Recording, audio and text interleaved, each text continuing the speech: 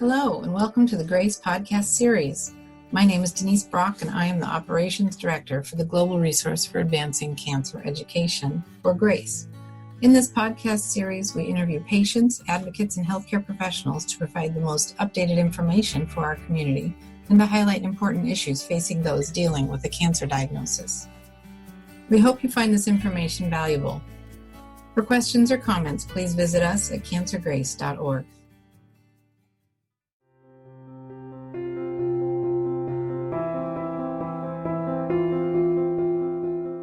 Let's take a different marker. You have a patient who gets EGFR, ALK, and ROS, and BRAF. Those are the ones that are most indicated by molecular testing. Those are negative, but the patient ends up having broader testing and is found to have a HER2 mutation, which is in the EGFR family, but it's a different member of that class and not the same as the EGFR we talk about. We have HER2-directed therapies that have some modest data. What is your interpretation of the clinical significance of a HER2 mutation in terms of what you might do and when you would use that information? Would it be a first line? Would it be a fourth line? Where would that fall when you see this in your results from the next generation sequencing panel? Suki. Yeah, so in terms of HER2, if we haven't started first line therapy yet, I would probably incorporate it into my decision making, which I'll talk about. But I sort of view HER2 mutation similarly as a patient who has an EGFR mutation or a patient who has an ALK rearrangement. You know, these are frequently driver mutations associated with never smoking or light smoking. Right. Lung cancers. And of course, for a clinical trial setting, like a lot of these combination chemotherapy and immunotherapy studies, patients with EGFR and ALK were not included. But I think probably these kind of HER2 mutations and potentially other drivers similar to that probably are in some ways similar to those tumor types. So I don't know exactly how well we know combination chemotherapy plus immunotherapy works up front for these patients. So we just have a discussion, about it.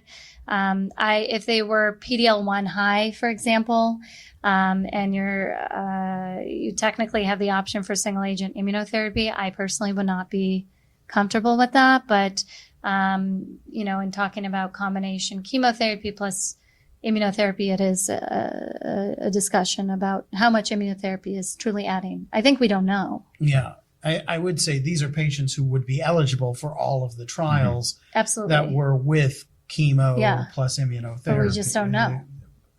Jonathan, how about your view on how you would use this information?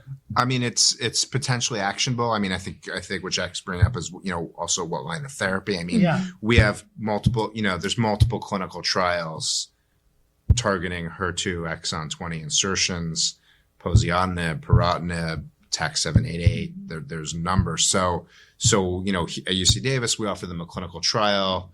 We have the poziotinib study in first line as well. So that's something that we discuss. What about but the I people think who don't have for the people that don't have a trial, I agree with Suki. PD-L1 high, I would not give, even though they would have been eligible for the Keynote 24 trial that looked at Keytruda versus chemotherapy.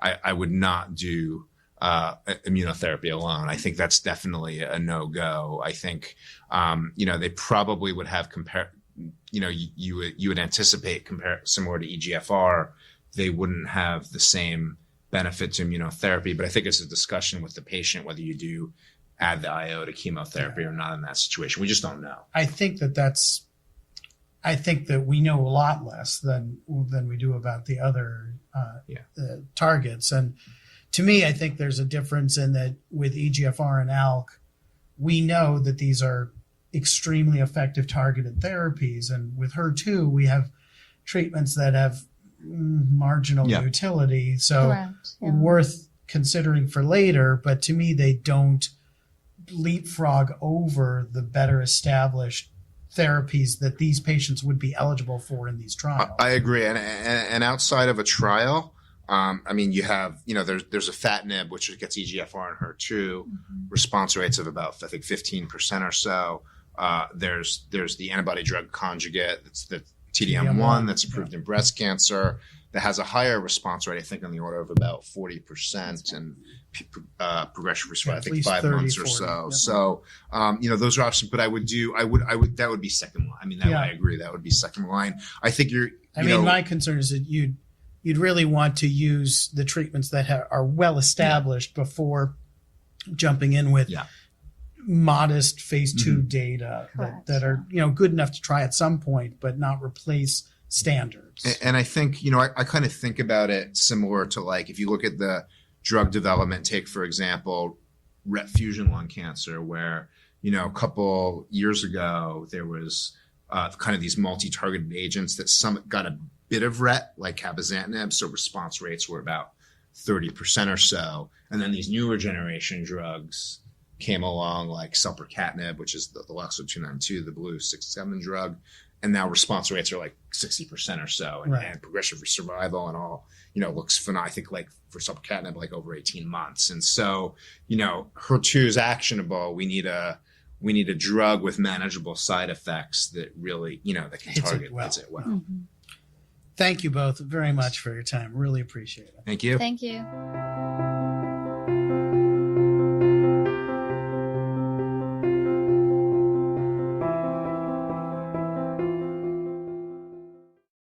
Thank you again for joining us. This podcast was made possible by the generosity of sponsorship from our friends at Lilly, Novartis, Takeda, AstraZeneca, and Exelixis.